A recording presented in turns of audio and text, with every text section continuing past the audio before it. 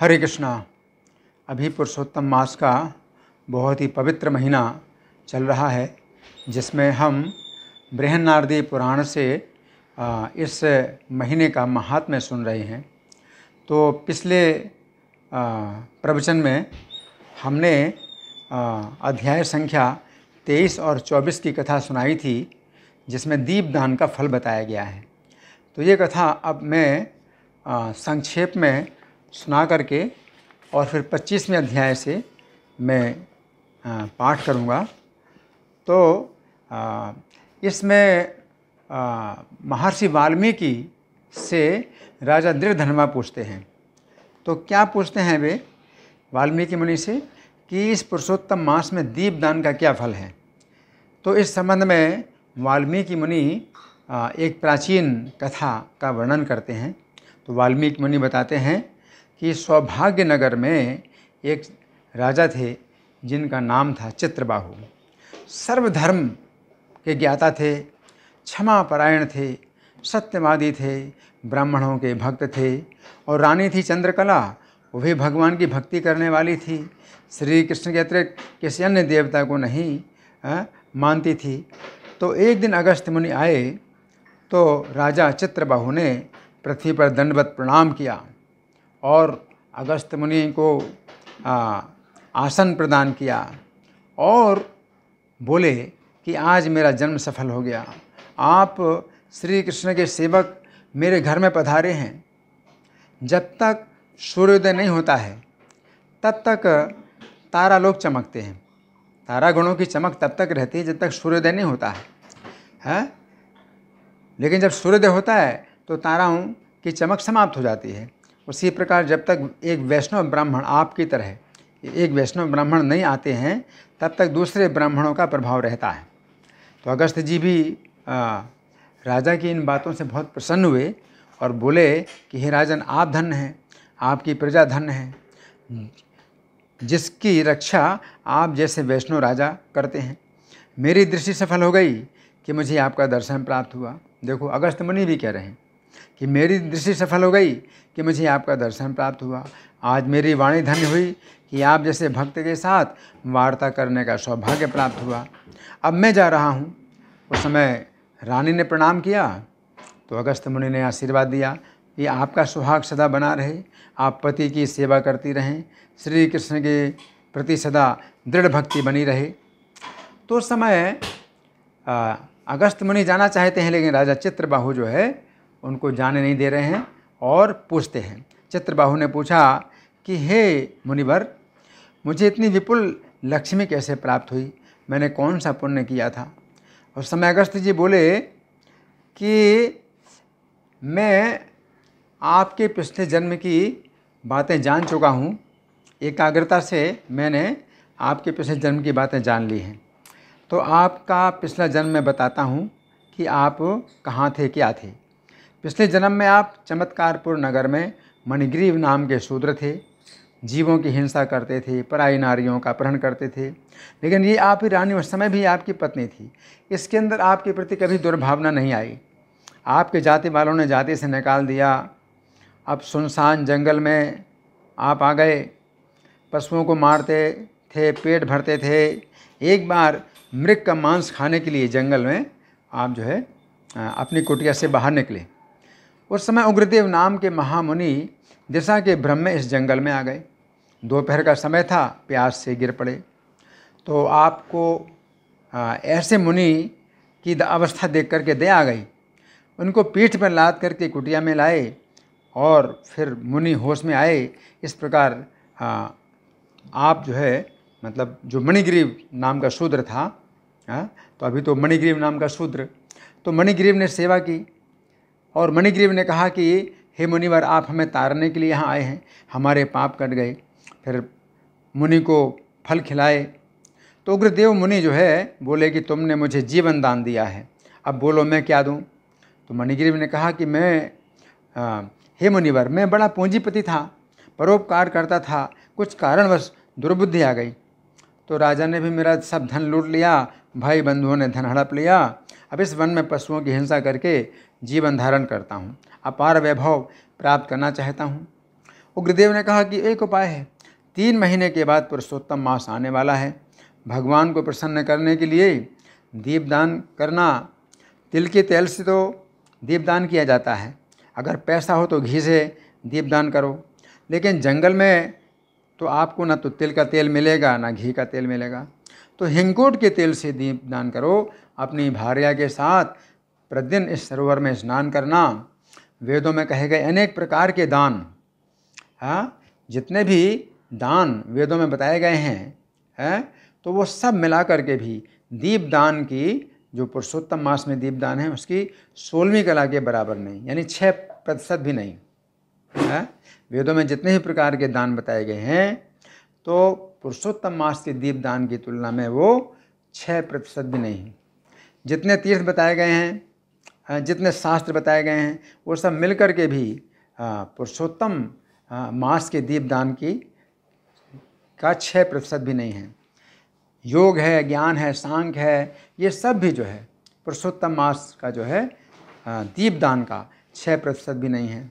और जितने व्रत बताए गए हैं वो भी दीपदान की तुलना में 6% भी नहीं है। गया श्राद्ध है, गोमती तट का सेवन है, ये भी दीपदान के सामने 6% भी नहीं है। हजारों सूर्य ग्रहण भी दीपदान के सामने 6% भी नहीं है। कुरुक्षेत्र, दंडकारण्य, जितने भी वन हैं, ये सब मिलकर के भी दीपदान के 6% भी नहीं हैं। तो ये अत्यंत गुप्त व्रत जैसे तैसे व्यक्ति को कहने योग्य नहीं है। अब मैं जा रहा हूँ। इस प्रकार से ये जो मुनि, उग्रदेव मुनि हैं, वो चले गए। तो अगस्त्य जी कहते हैं कि मुनि उग्रदेव चले गए और पुरुषोत्तम मास में तुम दोनों, जो मणिग्रीव, तुम जो शूद्र थे, तो दीपदान करते रहे और तुम दोनों का आंतरिक मल मिट गया। इस प्रकार से पुरुषोत्तम मास के दीपदान के प्रभाव से तुम दोनों का आंतरिक मल मिट गया। इंद्रपुरी चले गए और वहाँ से इंद्रलोक के सुखों को भोग कर अब आप चित्रबाहु के रूप में प्रसिद्ध राजा हुए हैं। और ये चंद्रकला जो रानी है तुम्हारी, पिछले जन्म में सुंदरी नाम की धर्मपत्नी थी। तो इस प्रकार अगस्त्य मुनि राजा चित्रबाहु को उनके पूर्व जन्म की कथा बताकर अक्षय आशीर्वाद देकर चले गए। तो ये दीपदान की महिमा की बात आई है।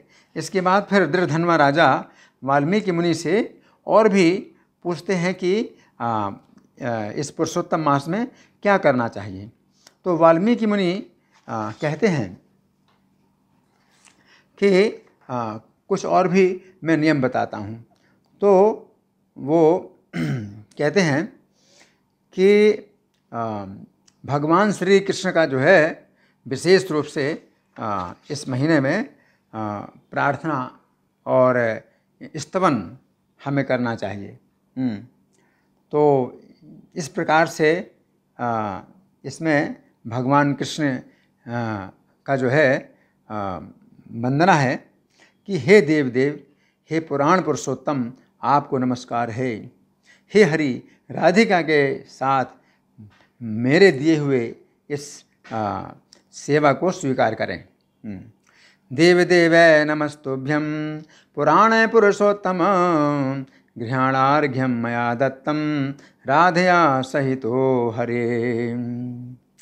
नवीन मेघ के समान सांवले रंग वाले, हे दो भुजाधारी, हाथ में मुरली लिए पीताम्बरधारी, हे देव, श्री राधा के सहित भगवान पुरुषोत्तम, आपको मैं नमस्कार करता हूँ। वंदे नव घनश्यामं द्विभुजं मुरलीधरं, पीताम्बरधरं देवं सराधं पुरुषोत्तमम्। इस प्रकार भक्ति के साथ राधिका के साथ भगवान पुरुषोत्तम को नमस्कार करना चाहिए।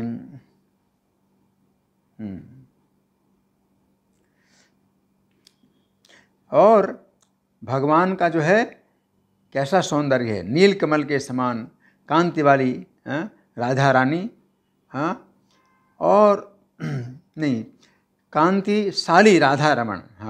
भगवान कृष्ण जो है नील कमल के समान कांति वाले हैं, राधिका रमण हैं, करोड़ों कामदेव के सौंदर्य को धारण करने वाले देवेश्वर हैं, भगवान कृष्ण हैं। नीराजयामि देवेशम इंदीवरदलच्छविं राधिकारमणं प्रेमणा कोटिकंदर्प सुंदरम।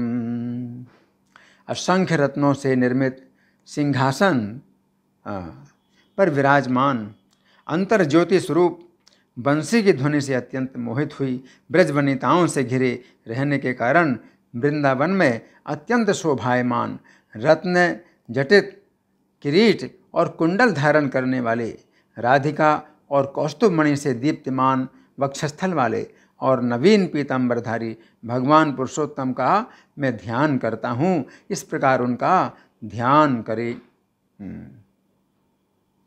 अंतर ज्योतिरनंत रत्न रचिते सिंहासने संस्थितम् बंसीनाद विमोहिते ब्रजवधू वृंदावने सुंदरम ध्यायेन राधिकया सकौस्तुभमणि प्रद्योतितोरस्थलम राजन रत्न किरीट कुंडलधरम प्रत्यंग्र पीतांबरम। इसके बाद भगवान श्री कृष्ण पुरुषोत्तम को राधिका के सहित पुष्पांजलि दे करके और अपनी पत्नी सहित साष्टांग नमस्कार करें। तथा पुष्पांजलिं दत्वा राधिका सहिते हरौ नमस्कारं प्रकुर्वीत साष्टांगं गृहिणीयुतः। नवीन मेघ के समान सांवले रंग वाले पीतांबर धारी अच्युत श्रीवत्स चिन्ह से शोभित वक्षस्थल वाले श्री राधिका के सहित हरि भगवान को मैं नमस्कार करता हूँ। नौमि नवघन श्यामं पीतवाससं अच्युतं श्रीवत्स भासितो रस्कं राधिका सहितं हरिम। तो आयु की चपलता का विचार कर झटपट वैष्णव ब्राह्मण को श्रीमद् भागवत की पुस्तक का दान करें। यदि शक्ति हो तो ऐसा भी करें कि आयु की चपलता का विचार करके झटपट वैष्णव ब्राह्मण को श्रीमद् भागवत की पुस्तक का दान करें। श्रीमद् भागवतम दद्यात् वैष्णवाय दुजन्मने शक्तिश्चेन्न विलंबेत चलमायुर्विचारयन्। श्रीमद् भागवत क्या है? साक्षात भगवान का अद्भुत स्वरूप है। अतः जो व्यक्ति वैष्णव विद्वान ब्राह्मण को इस ग्रंथ का दान करते हैं वे करोड़ों कुलों का उद्धार कर अप्सराओं से चमर डुलाते और सेवा किए जाते हुए विमान में बैठकर उसी गोलोक धाम में जाते हैं जो बड़े बड़े योगियों को भी दुर्लभ है। श्रीमद्भागवतम साक्षात् भगवद रूपम अद्भुतम यो दद्यात् वैष्णवाय पंडिताय द्विजन्मने। सकोटिकुलमुद्धृत्य ह्यप्सरो गण सेवितः विमानमधिरुह्यति गोलोकं योगी दुर्लभम।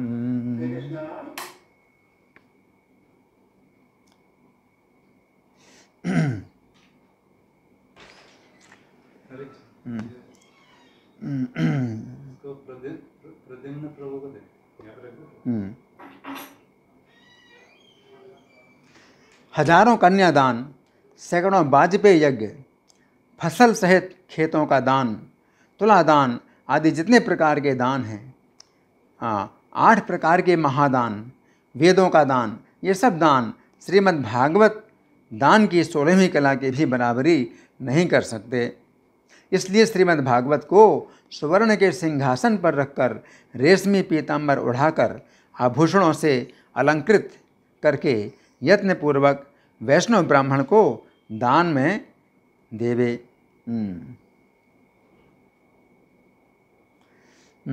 कन्यादान सहस्राणि वाजपेय शतानि च सधान्य क्षेत्र दानानि तुलादानानि यानि च महादानानि यान्यष्टौ छन्दोदानानि यानि च श्री भागवत दानस्य कलां नार्हन्ति षोडशी।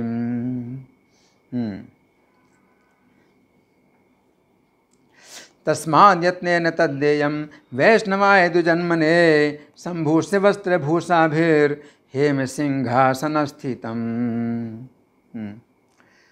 तो इस प्रकार से भागवत श्रीमद् भागवत का दान करना चाहिए। ये पुरुषोत्तम मास में विशेष रूप से।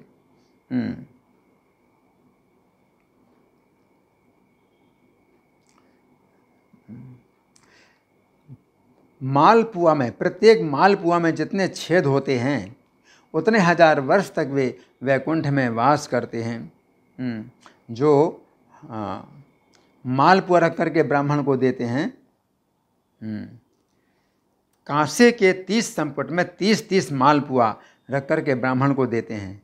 तो मालपुआ में, प्रत्येक मालपुआ में जितने छेद होते हैं उतने हजार वर्ष तक वे वैकुंठ में वास करते हैं। और उसके बाद योगियों को भी दुर्लभ निर्गुण गोलोक धाम में जाते हैं। जिस सनातन ज्योतिर्धाम गोलोक धाम में जाने के पश्चात वे आवागमन से रहित हो जाते हैं। कांस्यानि संपुटान्येव त्रिंसन्देयानि सर्वथा त्रिंशन्पूपैश्च मध्ये संपूरितानि च प्रत्यपूपं तु यावन्ति छिद्राणि पृथिवीपते तावन् वर्षसहस्राणि वैकुण्ठे वसते नरः ततः प्रयाति गोलोकं निर्गुणं योगी दुर्लभं यद्गत्वा नान्यवर्तन्ते ज्योतिर्धाम सनातनः।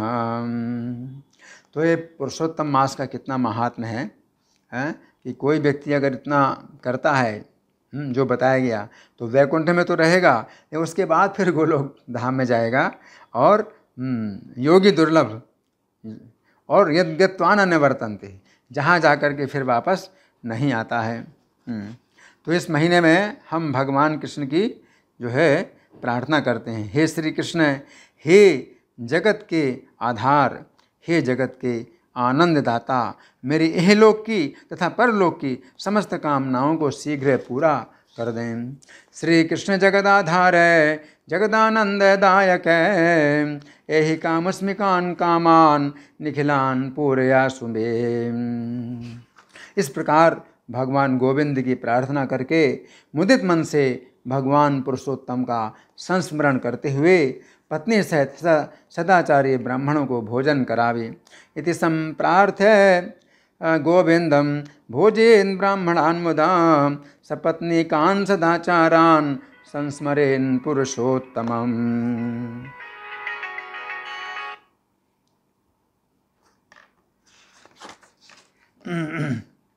जो व्यक्ति पुरुषोत्तम मास के व्रत को करते हैं वे इस संसार में अपने नाना प्रकार के मनोरथों को पूरा करके विमान में बैठकर उत्तम वैकुंठ में जाते हैं।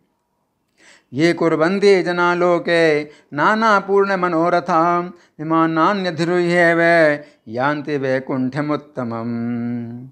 तो भगवान नारायण, जो नारायण मुनि हैं, वो कहते हैं कि जो भारतीय इस प्रकार श्री कृष्ण के अत्यंत प्रिय पुरुषोत्तम मास के व्रत को आदर पूर्वक विधि विधान के साथ करते हैं, वे यह लोक के समस्त सुखों का उपभोग कर और अपने पापों का विनाश कर अपने पूर्वजों के साथ गोलोक में चले जाते हैं। इत्थम यो विधिमविलम्ब्य चर करीति श्री कृष्ण प्रियतम मास मादरेण गोलोकम व्रजति विधूय पाप राशिम चात्रत्यम सुखमनुभूय पूर्व पुंभिः।